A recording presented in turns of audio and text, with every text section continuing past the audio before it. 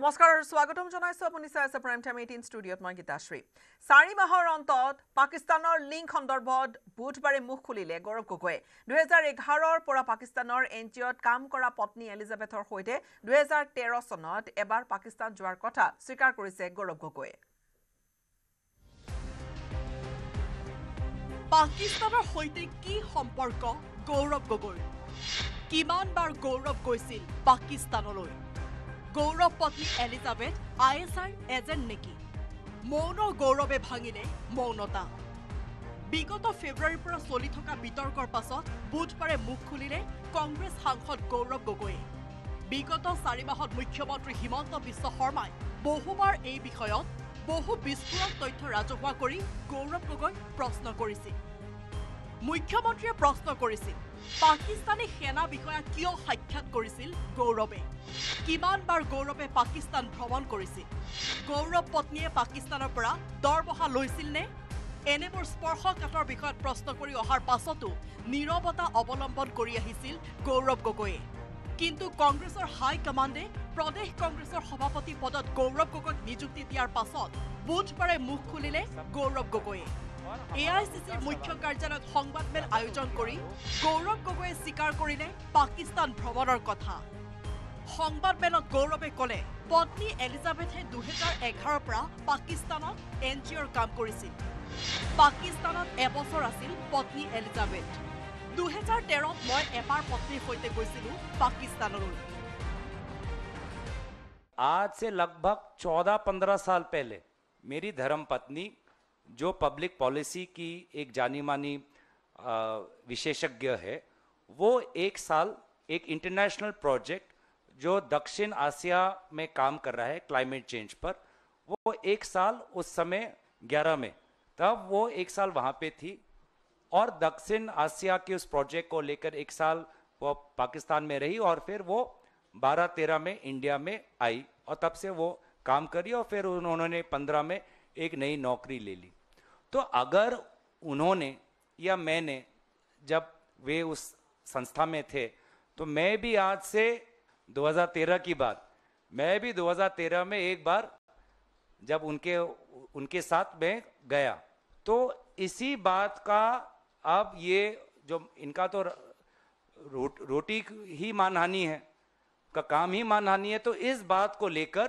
वो बार बार अपना एक मतलब बहुत ही एक सी ग्रेड बॉलीवुड सिनेमा बना रहे हैं जिसका रिलीज डेट उन्होंने 10 सितंबर को दिया है जो पूरी तरीके से फ्लॉप होने वाला है পাকিস্তানৰ সৈতে পত্নী এলিজাবেথৰ সম্পৰ্ক আৰু পাকিস্তান ভ্ৰমণলৈ যোৱাৰ কথা স্বীকাৰ কৰি গৌৰৱ গগৈয়ে দাবী কৰিলে মই আৰু পত্নীয়ে যদি দুখ কৰিছো শাস্তি দিয়ক और हमारा उल्टा सवाल है कि अगर उनके आरोप के अनुसार कुछ हमने गलत किया मेरी धर्मपत्नी या मैंने गैर कानूनी किया तो पिछले 11-12 साल से किसकी सरकार है पिछले 11-12 साल से केंद्र सरकार केंद्रीय जांच एजेंसी क्या कर रही है और आपको भी पता है कि कोई सीमा के उस पार जाता है तो कितनी जांच होती है सीमा के कोई इस पार आता है तो कितनी जांच होती है और मैं तो विपक्षी दल का नेता हूं सदन में बेबाक बातें रखता हूं तो मेरा जो भी बायोडेटा सीवी सबके पास है ইপিনে বিগত 4 মাহ জুৰি চৰ্চাত আছিল ভাৰতীয় নাগৰিক হয়নে গৌৰৱ পত্নী এলিজাবেথ গৌৰৱৰ 2 সন্তান ভাৰতীয় নাগৰিক হয়নে এই বিতৰ্ক আৰু চৰ্চিত বিষয়ক লৈ বুধবাৰে গৌৰৱ গগৈয়ে দায়খৰা মন্তব্য কৰি ক'লে পত্নী সন্তানৰ নাগৰিকত্বৰ বিষয়টো ব্যক্তিগত বিষয় When it comes to questions related to the citizenship of my members of my family, I believe that's a very private and personal matter. Gaurav Gogoi এই স্বীকাৰোক্তিৰ পাছত এতিয়া পৰৱৰ্তী পদক্ষেপ হিচাপে মুখ্যমন্ত্ৰীয়ে কি কৰে সেয়া সকলোৰে বাবে অপেক্ষাৰ বিষয় হ'ব bureau' report news 18 Assam north east আন কিছু খবৰলৈ আগবাঢ়িম 26ৰ নিৰ্বাচনত চলিব কাৰ যাদু সভাপতি বনাম সভাপতি বিজেপিৰ সভাপতি দিলীপ শইকীয়াই অক্ষুণ্ণ ৰাখিব নে ৰাখিব বিজেপিৰ বিজয় ধাৰা নে নৱনিযুক্ত এপিচিচিৰ সভাপতিয়ে পুনৰুদ্ধাৰ কৰিব হেৰুৱা গৰিমা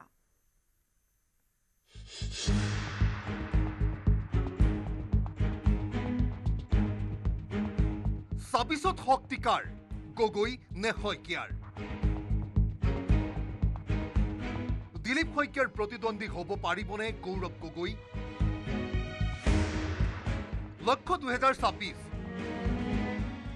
নিৰ্বাচনক লক্ষ্য কৰি 4 মাহ পূৰ্বে সলনি হৈছিল ৰাজ্যিক বিজেপিৰ সভাপতি। দলে ভৱেশ কলিতাক আঁতৰাই ৰাজ্যিক বিজেপিৰ সভাপতিৰ আসনত বহুৱাইছিল সাংসদ দিলীপ শইকীয়াক। ৰাজ্যিক বিজেপিৰ সভাপতি সলনিৰ পাছত এইবাৰ সলনি হ'ল প্ৰদেশ কংগ্ৰেছৰ সভাপতি। সভাপতি ভূপেন বৰাক আঁতৰাই দলৰ নতুন দায়িত্ব দিয়া হ'ল গৌৰৱ গগৈক। গৌৰৱ গগৈৰ নেতৃত্বতে হ'ব কংগ্ৰেছৰ 26ৰ যুঁজ। পিছে নৱনিযুক্ত সভাপতি গৌৰৱ গগৈয়ে 26ত ৰুধিব পাৰিবনে গেৰুৱা বাহিনীক? বিজেপিৰ প্ৰত্যাহ্বান গ্ৰহণ কৰিব পাৰিবনে একালৰ বিচক্ষণ ৰাজনীতিবিদ প্ৰাক্তন মুখ্যমন্ত্ৰীৰ তনয় গৌৰৱ গগৈয়ে? এফালে বিজেপিত সাংসদ শইকীয়া, আনফালে কংগ্ৰেছত সাংসদ গগৈ। দুই দলৰ সভাপতিৰ দায়িত্বত থকা দুয়োগৰাকী সাংসদ, এগৰাকী দৰং ওদালগুৰি লোকসভা সমষ্টিৰ, আনগৰাকী যোৰহাট লোকসভা সমষ্টিৰ। গৌৰৱ গগৈ যদি 3বাৰৰ সাংসদ, দিলীপ শইকীয়া 2বাৰৰ সাংসদ। পিছে 2বাৰৰ সাংসদ হোৱা দিলীপ শইকীয়াৰ আছে 29 বছৰে সংগঠনক নেতৃত্ব দিয়াৰ অভিজ্ঞতা, য'ত 1986 চনতে দিলীপ শইকীয়া জড়িত হৈ পৰিছিল ৰাষ্ট্ৰীয় স্বয়ংসেৱক সংঘত। তাৰ পৰা ক্ৰমান্বয়ে সংঘৰ কাম কাজেৰে জড়িত হৈ 2002 চনত যোগদান কৰিছিল ভাৰতীয় জনতা পাৰ্টিত। সেই সময়ৰ পৰাই দিলীপ শইকীয়াই লাভ কৰি আহিছে দলীয় বহু গুৰুত্বপূৰ্ণ বিষয়বাব। বিপৰীতে প্ৰাক্তন মুখ্যমন্ত্ৰী তৰুণ গগৈৰ পুত্ৰ হোৱাৰ সুবাদতে নিউয়ৰ্কৰ শিক্ষা সামৰি ৰাজনৈতিক পথাৰত নামিছিল গৌৰৱ গগৈ। তৰুণ গগৈ মুখ্যমন্ত্ৰীৰ আসনত থকাৰ সময়তে পুত্ৰৰ আৰম্ভ হৈছিল সংসদীয় ৰাজনীতিৰ যাত্ৰা। সেয়া আছিল 2014 চন। কলিয়াবৰ লোকসভা সমষ্টিৰ প্ৰাৰ্থী হৈছিল নৱনিযুক্ত প্ৰদেশ কংগ্ৰেছৰ সভাপতি গৌৰৱ গগৈ। সেয়া গৌৰৱ গগৈৰ ৰাজনৈতিক আৰম্ভণি। তাৰ পিছত 2019 চনত পুনৰবাৰ কলিয়াবৰ লোকসভা সমষ্টিৰ পৰা বিজয়ী হৈছিল গৌৰৱ গগৈ। কিন্তু শেহতীয়াকৈ ৰাজ্যৰ সমষ্টি পুনৰ নিৰ্ধাৰণৰ ফলস্বৰূপে পূৰ্বৰ একেটা সমষ্টিৰ পৰা প্ৰাৰ্থিত্ব আগবঢ়োৱাটো সম্ভৱ নাছিল গৌৰৱ গগৈৰ। সেয়ে পূৰ্বৰ কলিয়াবৰ এৰি 2024 চনত যোৰহাট সমষ্টিৰ পৰা সংসদৰ মজিয়ালৈ গৈছিল গৌৰৱ গগৈ। বিজেপিৰ প্ৰবল প্ৰত্যাহ্বানকো নেওচি 2024 গৌৰৱ গগৈয়ে লাভ কৰিছিল বৃহৎ জয়। পিছে যোৰহাটবাসীৰ সমৰ্থন লাভ কৰিও কৃতজ্ঞ হোৱাৰ বিপৰীতে এবছৰৰ ভিতৰতে বিশ্বাসঘাতকৰ পৰিচয় দিলে সাংসদগৰাকীয়ে। নিজৰ সমষ্টিৰ ৰাইজৰ খবৰ নোলোৱাৰ বাবে এবছৰ পূৰ্বে বিপুল ভোটত জয়লাভ কৰা গৌৰৱ গগৈয়ে মুখ ঠেকেচা খালে শেহতীয়া পঞ্চায়ত নিৰ্বাচনত। সেইগৰাকী সাংসদে এতিয়া নেতৃত্ব দিব সমগ্ৰ ৰাজ্যৰ কংগ্ৰেছক। কংগ্ৰেছৰ সংগঠনৰ সৈতে সামান্যতম সহযোগ নথকাৰ অভিযোগ থকা গৌৰৱ গগৈ কিদৰে দলটোক নেতৃত্ব দিব তাকে লৈ প্ৰশ্ন তুলিলে ৰাজ্যিক বিজেপিৰ সভাপতি দিলীপ শইকীয়াই। 26 চনত প্ৰচণ্ড বিজয়েৰে আকৌ এবাৰ তৃতীয়বাৰৰ কাৰণে অসমত চৰকাৰ গঠন কৰাৰ লক্ষ্য আমাৰ। অৱশ্যে নৱনিযুক্ত সভাপতিগৰাকীক লৈ কৰা এনে মন্তব্যক উভতি ধৰিলে কংগ্ৰেছৰ কাৰ্যকৰী সভাপতি জাকিৰ হুছেইন সিকদাৰে। তেখেতৰ কালিৰ প্ৰতিক্ৰিয়াত অসমৰ ৰাইজে ইতিমধ্যে বুজি পাইছে যে তেওঁ হতাশাত ভুগিছে। যুদ্ধক্ষেত্ৰত যোৱাই নাই, তাৰ আগত কোনজন মানুহে নিজকে জয় বুলি ঘোষণা কৰে? জয়ী হোৱা ভাল খেলুৱৈটো আগত কেতিয়াও লেকচাৰ নামাৰে যে আমি 4 মাৰিম, 6 মাৰিম, 4 মাৰিম, চেঞ্চুৰী মাৰিম, কেতিয়াবা কয় জানো? তেখেতে যিখিনি কালি বক্তব্য দিছে, মই ভাবোঁ যে এইটো তেখেতৰ দলেও তেখেতক বেয়া পাইছে। অসমৰ ৰাইজেতো বেয়া পাইছেই, তেখেতৰ দলেও বেয়া পাব। তেখেতৰ কথাখিনি সেই পদবীত থাকি, গুৰুত্বপূৰ্ণ পদবীত থাকি তেওঁৰ কথাখিনি মই ভাবোঁ যে ঠিক হোৱা নাই।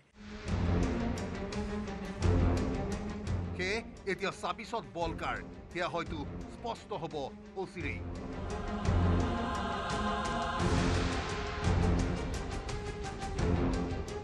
বলেন ভট্টাচাৰ্যৰ report, news 18, Assam north east.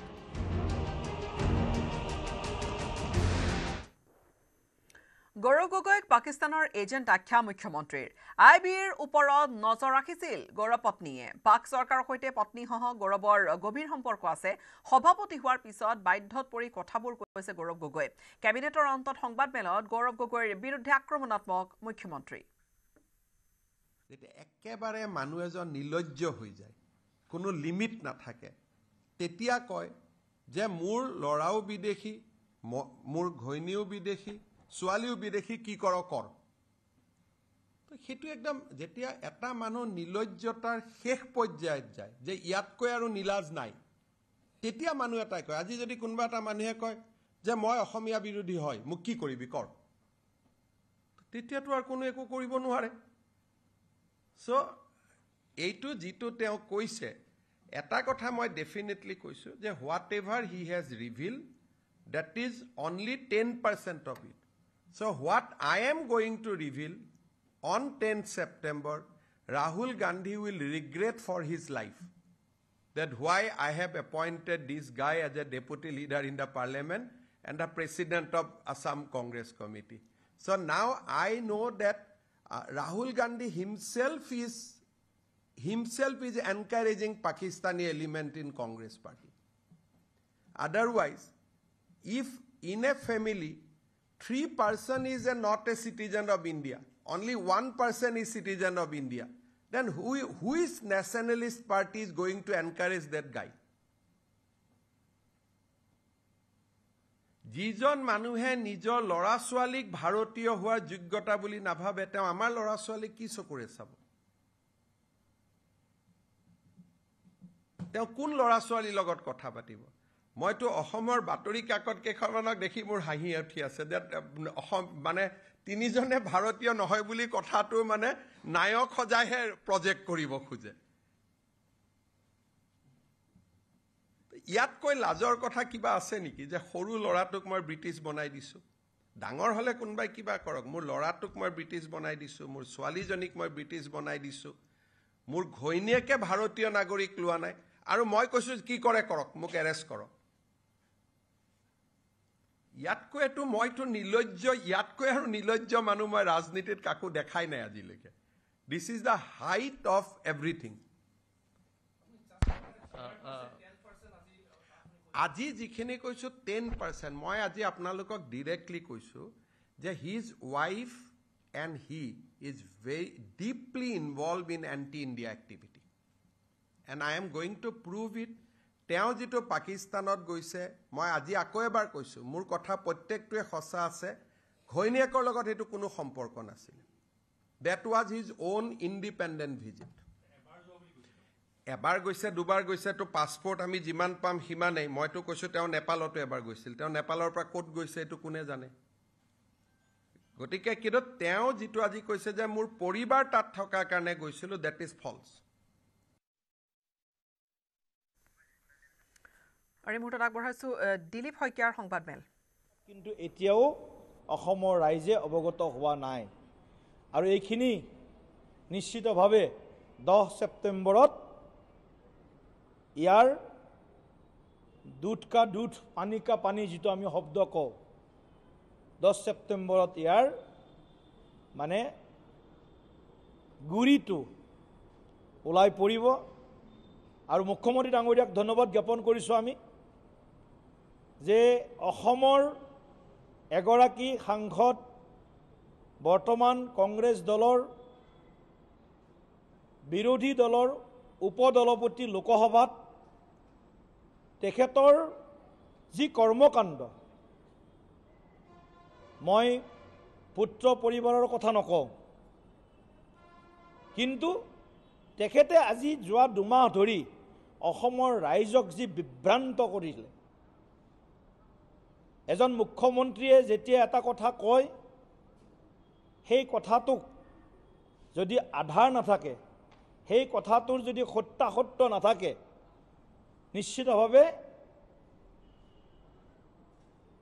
তেনেকুৱা কথাবিলাক মুখ্যমন্ত্ৰীৰ মুখেৰে ওলাব নোৱাৰে। ইমান কোৱাৰ পিছতো গৌৰৱ গগৈ ডাঙৰীয়া মৌন আছিল।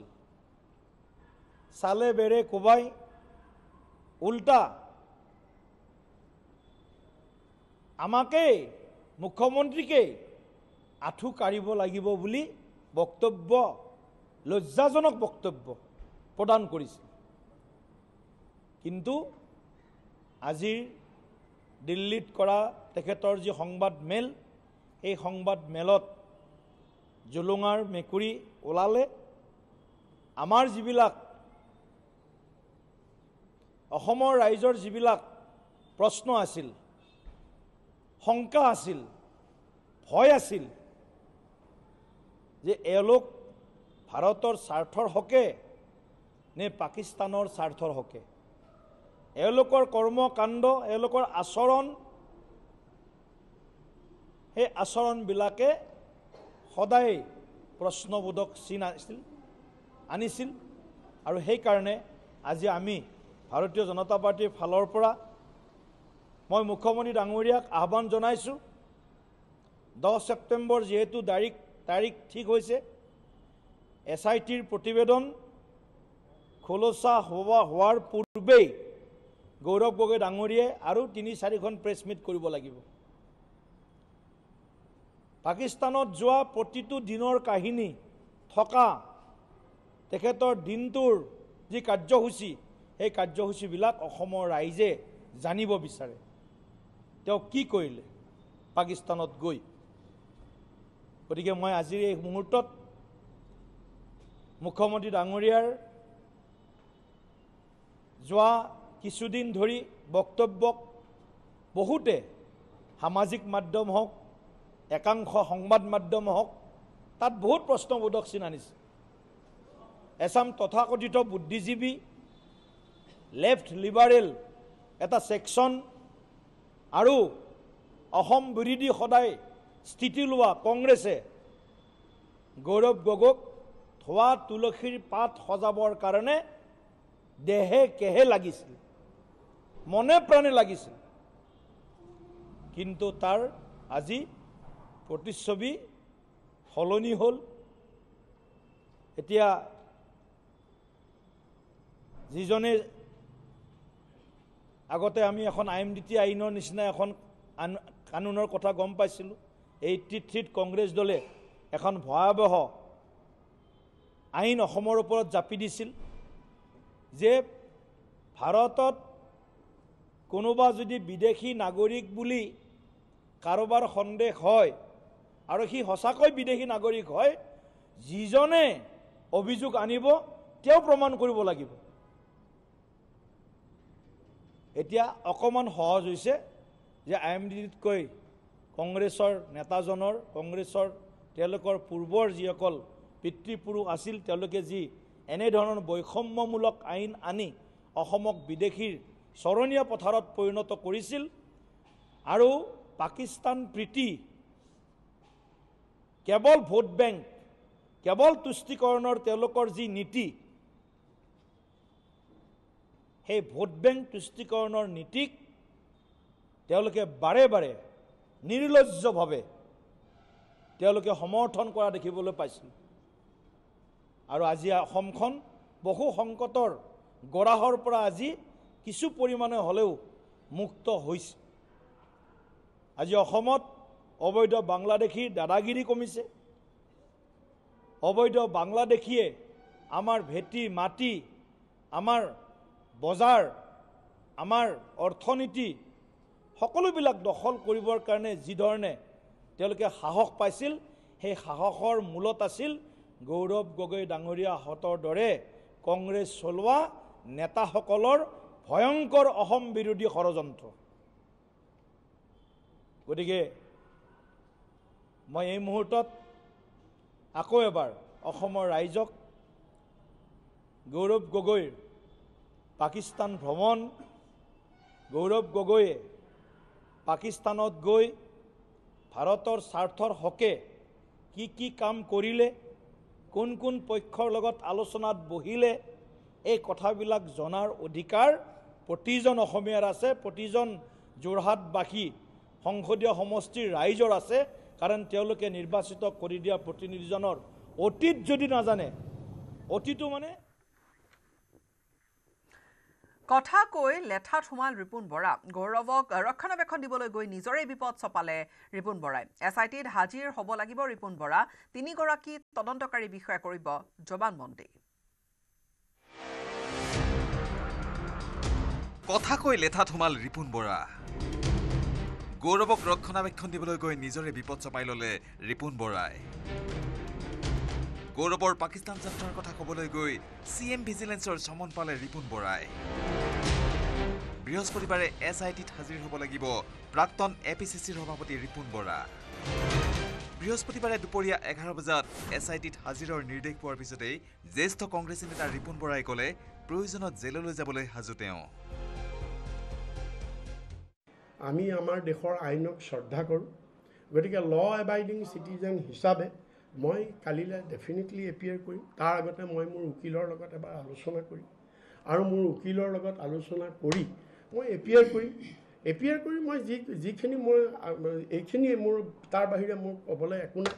মই আলী তৌকিৰ শ্বেখৰ নামো শুনা নাই, বাকীটো বাদেই দিয়ক, বাকী জনাটো মই তেখেতৰ নামেই শুনা নাই। আচ্ছা, তাৰপিছত যদি মোক মুখ্যমন্ত্ৰীয়ে কিবা ব্যৱস্থা লয়, যদি মোক জেল দিয়ে, কিবা কৰে, তাকে দিব আৰু সেইটো উপায় নাইকিয়া। যদি জেললৈ যাবলগীয়া হয় উপায় নাই আৰু যাম আৰু তেতিয়াহ'লে।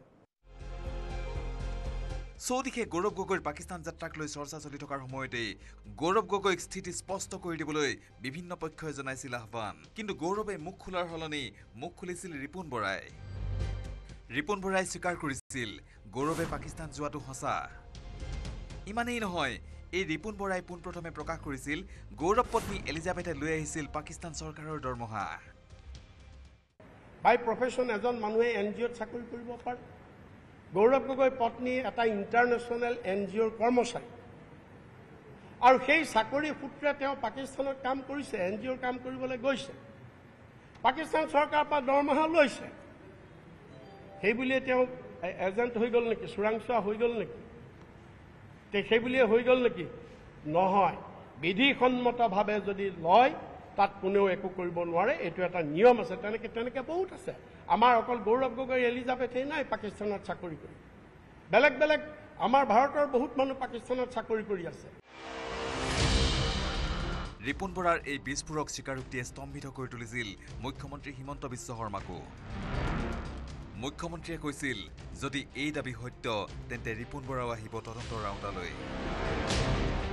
ৰিপুণ বৰাই 4টামান বহুত আচৰিত কথা কৈছে। এটা কৈছে যে গৌৰৱ গগৈৰ পৰিয়ালত 4জন মানুহ, তাৰে 3জনেই ভাৰতীয় নহয়। প্ৰথম কি ক'লে যে গৌৰৱ গগৈ ল'ৰা ছোৱালী 2টা, ঘৈণীয়েক, 4জনৰ এটা পৰিয়াল, তাত 3জনেই ভাৰতীয় নহয়। গতিকে গৌৰৱ গগৈ MP হিচাপে এতিয়া ভাৰতৰ কাৰণে কাম কৰি আছে নে কাৰ কাৰণে কাম কৰি আছে? ইয়াৰ পিছতেই চমন আহিল ৰিপুণ বৰালৈ। এই কাণ্ডক ৰাজনৈতিক প্ৰতিশোধ বুলি আখ্যা ৰিপুণ বৰাৰ।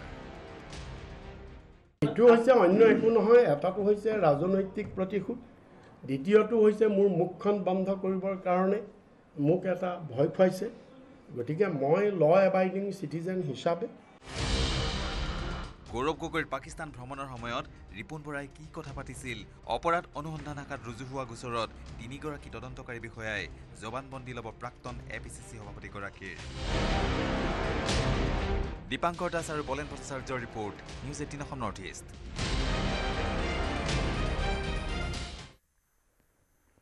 সাংসদ তথা APCCৰ নৱনিযুক্ত সভাপতিক টাই আহোম সন্থাৰ পোনপটীয়া প্ৰশ্ন। বিয়াৰ পিছত পত্নীয়ে পাক চৰকাৰৰ দৰমহা লৈছিল নে? পাকিস্তানৰ পৃষ্ঠপোষকতা কৰিলে গৌৰৱ গগৈ ক্ষমা কৰিব নোৱাৰিব বুলিও জনালে সংগঠনটোৱে।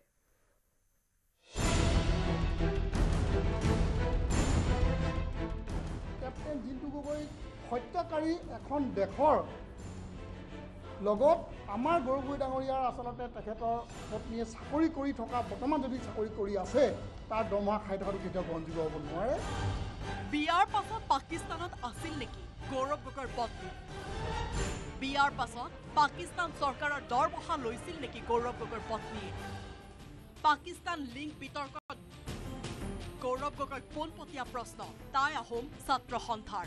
এজন সাংসদ তেখেত, কমন পিপল নহয়। আহোম জনগোষ্ঠীৰ হোৱা বাবেই গৌৰৱ গগৈৰ পাকিস্তান লিংক সম্পৰ্কত মাত মাতিব লগা হোৱা বুলি দাবী কৰিলে টাই আহোম ছাত্ৰ সন্থাই। গৌৰৱ গগৈ দিল্লীত থকা পাকিস্তানী দূতাবাসলৈ যোৱাত কোনো আপত্তি নাই। পাকিস্তান ভ্ৰমণতো আপত্তি নাই টাই আহোম ছাত্ৰ সন্থাৰ। আনকি অতদিনে মুখ্যমন্ত্ৰীৰ ভাষ্যকো বিশ্বাস কৰা নাছিল আহোম জনগোষ্ঠীয় সংগঠনটোৱে। পাছে ৰিপুণ বৰাৰ ভাষ্যই সংবাদমেল সম্বোধন কৰিবলৈ বাধ্য কৰালে বুলি জনালে টাই আহোম ছাত্ৰ সন্থাৰ বিষয়ববীয়াই। আমাৰ অকল গৌৰৱ গগৈ এলিজাবেথেই নাই পাকিস্তানত চাকৰি কৰি, ৰিপুণ বৰা ডাঙৰীয়া মিছা কথা কৈছে নেকি এইটো আচলতে গগৈ ডাঙৰীয়া স্থিতি স্পষ্ট কৰিব লাগে কেপ্টেইন জিন্তু গগৈৰ দৰে আহোম জনগোষ্ঠীৰ শ্বহীদৰ প্ৰাণ লোৱা পাকিস্তানৰ পৃষ্ঠপোষকতা ল'লে গৌৰৱ গগৈ ক্ষমা কৰিব নোৱাৰিব বুলিও জনালে সংগঠনটোৱে কোনো পধ্যে জিন্তু গগৈৰ দৰে কেপ্টেইন জিন্তু গগৈ হত্যাকাৰী এখন দেশৰ লগত আমাৰ গৌৰৱ ডাঙৰীয়া আচলতে তেখেতৰ পত্নীয়ে চাকৰি কৰি থকা বৰ্তমান যদি চাকৰি কৰি আছে তাৰ দৰমহা খাই থকাটো কেতিয়াও গ্ৰহণযোগ্য হ'ব নোৱাৰে আহোম জনগোষ্ঠীৰ নেতা গৌৰৱ গগৈৰ পত্নী আৰু সন্তানক ভাৰতীয় নাগৰিকত্ব গ্ৰহণ কৰাৰ আহ্বান টাই আহোম ছাত্ৰ সন্থাৰ এই বিষয়টোত কিন্তু আমি গৌৰৱ ডাঙৰীয়াক হওক বা তেখেতৰ সহধৰ্মিনী স্পষ্টভাৱে তেখেতৰ স্থিতি স্পষ্ট কৰিবৰ কাৰণে আমি আহ্বান জনাইছোঁ গুৱাহাটী প্ৰেছ ক্লাবত আটাছুৱে সংবাদমেল দিয়াৰ খন্তেক পাছতে দিল্লীত পাকিস্তান লিংক সম্পৰ্কে প্ৰথমবাৰৰ বাবে মুখ খুলিলে গৌৰৱ গগৈয়ে 2011 চনত NGOৰ হৈ কাম কৰাৰ সূত্ৰে পত্নী এবছৰ পাকিস্তানত থকাৰ লগতে নিজেও 2013 চনত পাকিস্তানলৈ যোৱাৰ কথা সংবাদ মাধ্যমক জনালে অসম প্ৰদেশ কংগ্ৰেছৰ নৱনিযুক্ত সভাপতিজনে ভাস্কৰজ্যোতি শইকীয়াৰ report news 18 Assam north east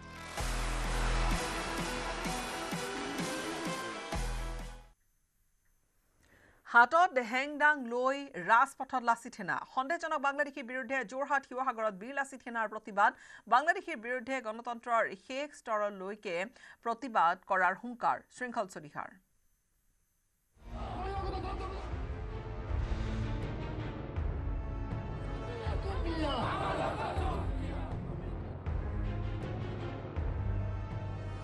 হাতত হেংদাং লৈ ৰাজপথত লাচিত সেনা বাংলাদেশী খেদিবলৈ মাৰ বান্ধি ওলাই আহিল সংগঠনৰ কৰ্মী চৰকাৰে সন্দেহজনক বাংলাদেশীৰ বিৰুদ্ধে অভিযান চলোৱাৰ সময়তে সাৰ পালে জাতীয় সংগঠনেও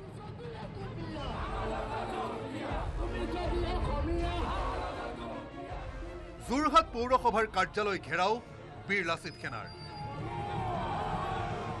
শৃংখলৰ প্ৰতিবাদক ভেটা দিবলৈ আৰক্ষীৰ কটকটীয়া নিৰাপত্তা ব্যৱস্থা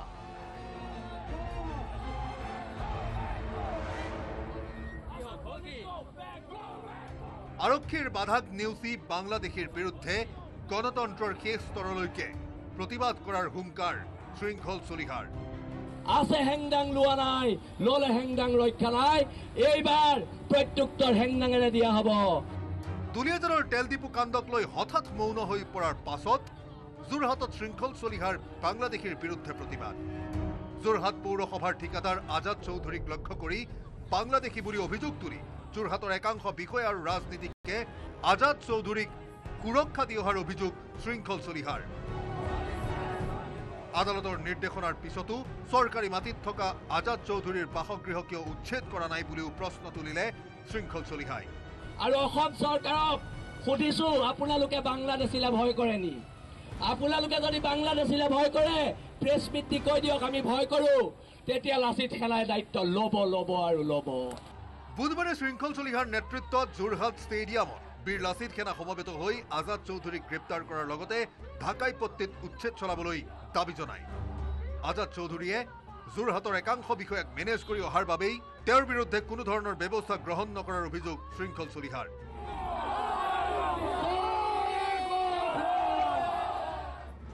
ইয়াৰ পাছতে যোৰহাট পৌৰসভা কাৰ্যালয়ৰ সন্মুখত প্ৰতিবাদ সাব্যস্ত কৰিবলৈ আগবাঢ়ি যায় প্ৰতিবাদকাৰী ইফালে বীৰ লাচিত সেনাৰ প্ৰতিবাদৰ বিপৰীতে আজাদ চৌধুৰীৰ দাবী তেওঁ বাংলাদেশী নহয় চৰকাৰী সকলো নথি পত্ৰ আছে আজাদ চৌধুৰীৰ মোৰ নিজৰ এনাৰ্জি আছে মোৰ মাৰ চাৰ্টিফিকেট আছে মোৰ দেউতাৰ আছে মোৰ সব আছে তাত আৰু কি প্ৰমাণ লাগে কেনেকুৱা প্ৰমাণ পত্ৰ দিলে বাংলাদেশ মোৰ পাছপৰ্টো আছে এখন মোৰ বাংলাদেশৰ পাছপৰ্ট নহয় এখন মোৰ ইণ্ডিয়ান পাছপৰ্ট হয় মোৰ ল'ৰা ৰাছিয়াত পঢ়িব গৈছে মেডিকেল পঢ়িব গৈছে সি বাংলাদেশৰ পৰা যোৱা নাই বাংলাদেশৰ পাছপৰ্ট বনাই যোৱা নাই ইণ্ডিয়াৰ পাছপৰ্ট বনাই গৈছে শিৱসাগৰৰ পৰা প্ৰদীপ গগৈৰ সহযোগত যোৰহাটৰ পৰা গৌতম বৰাৰ report news 18 Assam north east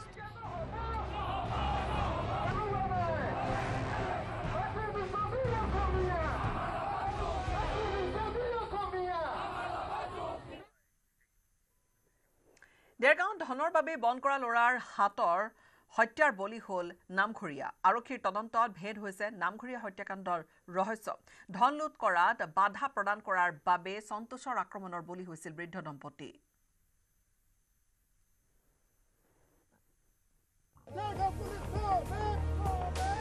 Burhagaon হত্যাকাণ্ডৰ ৰহস্যভেদ ধনৰ বাবে বন কৰা ল'ৰাৰ নৃশংসতাৰ বলি হ'ল নামঘৰীয়া সোণেশ্বৰ গগৈ।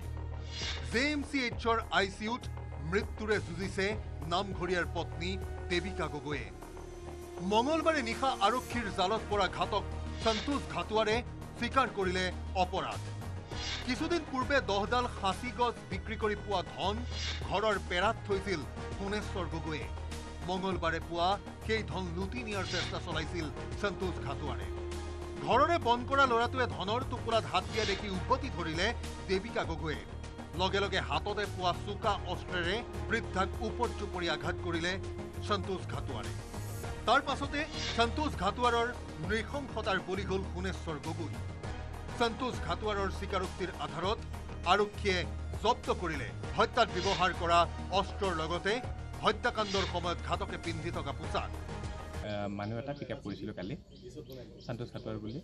তেওঁৰ লগত আমাৰ বহুতখিনি হেৰি মিলিছিলে আৰু ফাইনেলি তেওঁ লাষ্টত কনফেছ কৰিছে। আৰু তেওঁৰ আমি আজি মানে যিখিনি তেওঁ লিড কৰিলে আমি যোনটো মাৰ্ডাৰ ওপেন আছে যোনটো দি এছল্ট হৈছিলে সেইটো আমি আজি উদ্ধাৰ কৰিবলৈ সক্ষম হ'লোঁ in presence of independent witness.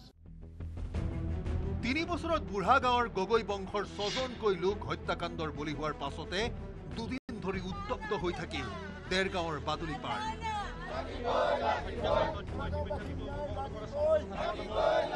Raju Gogoi, Rina Gogoi, Kusheswar Gogoi, Pramila গগৈৰ লগতে মাত্ৰ এমাহ পূৰ্বে ঘাতকৰ বলি হৈছিল মৃদুল গগৈ। দেৰগাঁও আৰক্ষীয়ে কোনো এটা হত্যাকাণ্ডৰ তদন্ত সম্পূৰ্ণ নকৰাত জাঙুৰ খাই উঠিল স্থানীয় লোক।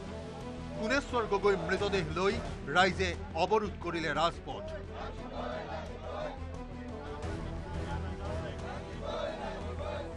ছটাকৈ ঘটনা ইয়াত ঘটি গৈছে। দেৰগাঁও আৰক্ষী থানা যোৱা এমাহৰ আগত যিটো হত্যাকাণ্ড হৈ গৈছিল সেই হত্যাকাণ্ডত কিয় নাহিলে আমাক তাৰ উত্তৰ লাগিব। দেৰগাঁও আৰক্ষীক কৌবেক ধ্বনিত উত্তাল হ'ল বাদুলিপাৰৰ বুঢ়াগাঁও। ৰাইজৰ ৰুদ্ৰমূৰ্তি দেখি ঘটনাস্থলীলৈ আহি গোলাঘাটৰ অতিৰিক্ত আৰক্ষী অধীক্ষকে জনালে ঘাতক সন্তোষ ঘাটোৱাৰক গ্ৰেপ্তাৰ কৰাৰ কথা। লগতে বুঢ়াগাঁৱৰ গগৈ বংশৰ আন 5জন লোকৰ হত্যাকাণ্ডৰ তদন্ত আগবঢ়োৱাৰো প্ৰতিশ্ৰুতি দিলে অতিৰিক্ত আৰক্ষী অধীক্ষকে।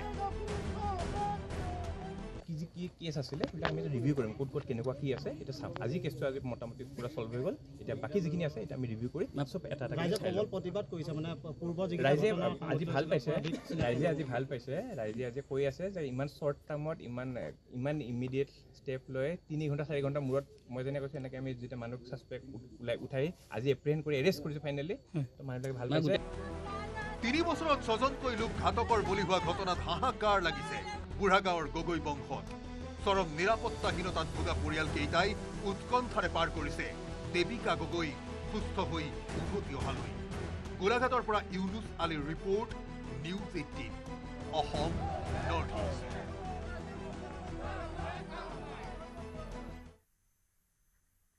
আৰু এতিয়া চাওঁ কি আছে টপ টাইম হেডলাইনছত।